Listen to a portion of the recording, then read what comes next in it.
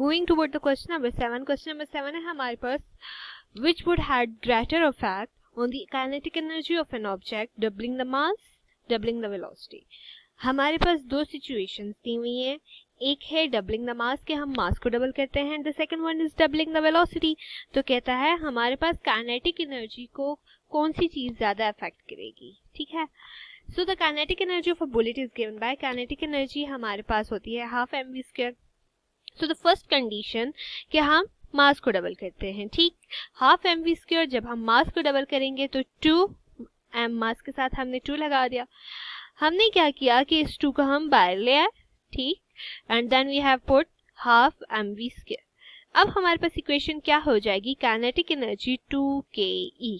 ठीक है, मतलब kinetic energy double shows that the kinetic energy increased 2 times by doubling the mass. Now the second situation is कि हमने क्या करना है, क्या था, by doubling the mass and second is by doubling the velocity. अब second condition में हम velocity को डबल करते हैं. doubling the velocity of an object क्या आ गया जी, हाफ mv स्क्वायर. नाउ जब velocity को डबल करेंगे तो क्या हो जाएगा, 2 and 2, हम वेलोसिटी के साथ स्क्वायर है ना, v का स्क्वायर है, तो अगर हम 2 लिखेंगे तो 2 का जब स्क्वायर होगा इट बिकम्स 4. समझ आ रही है ना.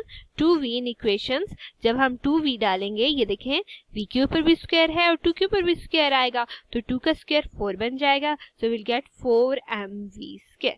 ठीक. तो हमारे पास 4 जब हम बाहर ले आएंगे तो इट विल बिकम 4ke.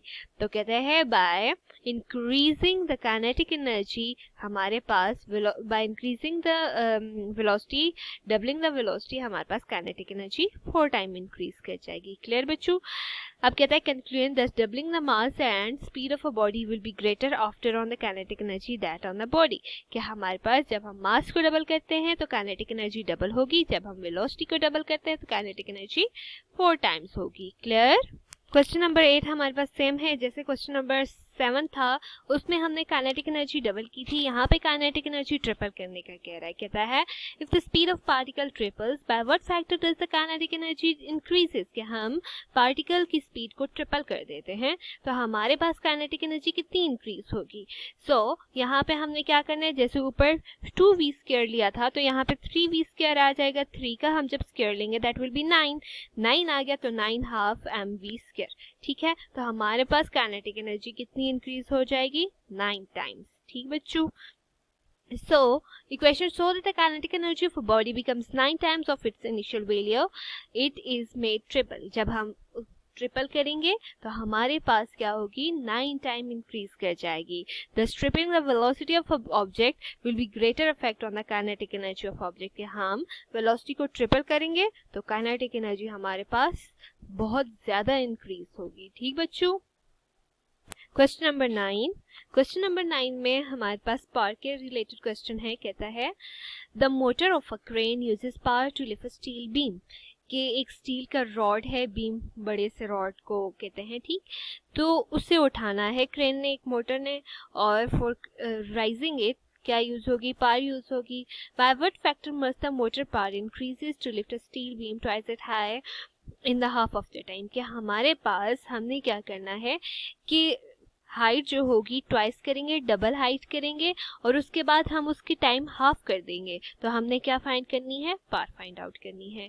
तो कहते हैं पावर के लिए हमारे पास फार्मूला क्या होता है, P is equal to W/T. W is what work होता है. अब हमने क्या किया, P is equal to mgh. ठीक.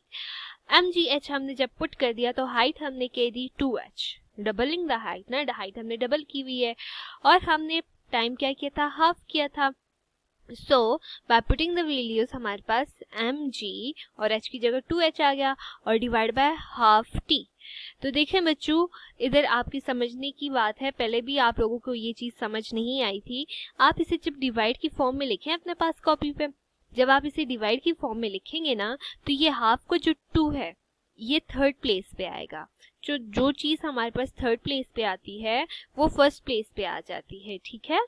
मींस कि हमारे पास डिवाइड के डिवाइड में जो चीज आती है वो आके पहली वैल्यू के साथ मल्टीप्लाई हो जाती है. तो क्या होगा कि ये जो 2 है, हाफ का 2 नीचे डिनोमिनेटर वाला, ये ऊपर आके 2h इस 2 के साथ मल्टीप्लाई हो जाएगा, तो हमारे पास वैल्यू बन जाएगी 4mgh डिवाइडेड बाय 2।